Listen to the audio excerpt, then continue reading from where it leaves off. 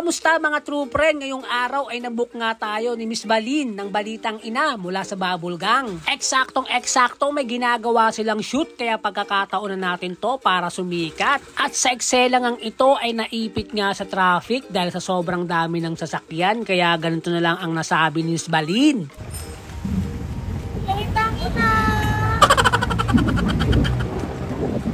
Pagkatapos, chinek ni Direk ang eksena, napathumbs up na, napaturo pa, ang husay talaga. Kasama pala natin dito ang mga staff at mga assistant ni Direk para mas mapaganda ang mga eksena. Dito ko nakita kung paano gumalaw ang artista, napaka-professional kahit maraming tao sa paligid ay tuloy-tuloy lang ang eksena. Basta lagi lang daw tandaan, mag-focus lang sa script, kay Direk at sa camera.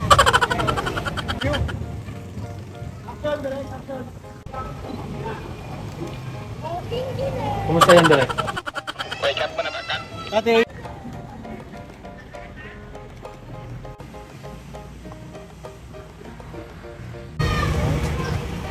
Walking ina! Walking ina! Kumusta, Direk? Okay.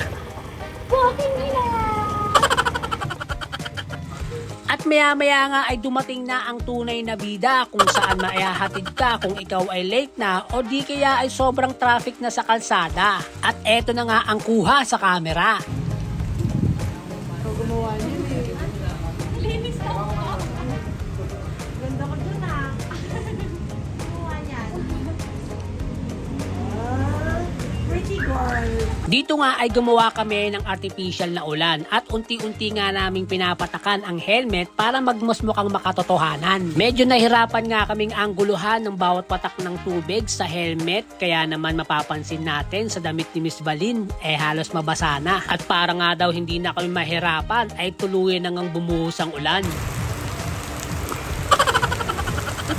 After nga ng ulan ay balik na kami sa eksena. Dito naman kami ay biglang nagkatawanan dahil nga ano nga raw yung nasa helmet ko, mukha daw akong call center. At sabi nga ni Miss Balin ay pinagsasabay ko daw ang pag-aangkas at pagiging call center. Pero ang gamit ko talaga rito ay Jabber Intercom. Ito yung talagang ginagamit namin para makausap namin ng malinaw at maayos yung aming mga angkas. At this moment naman dahil nga tag-ulan na ay nagsosuot na ng angkas kapote si Miss Balin. At dito nga ay dinedirect na siya ng ating direktor para sa mga susunod na eksena. Habang kami ay naghihintay dito sa Gedli. Sobrang kulit talaga ng ating ina sa shoot kaya naman tuwang-tuwa yung ating mga staff.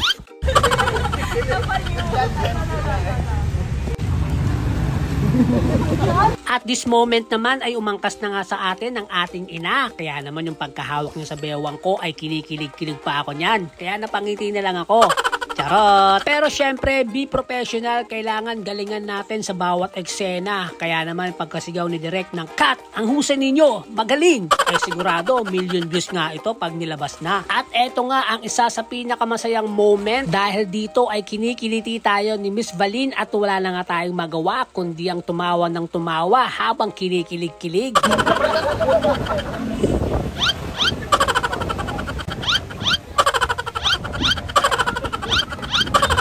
Kaya naman kung gusto mong mapanood ang full video na ito ay panoorin mo sa Angkas Facebook page at huwag mong kalimutan na i-follow si Motocam.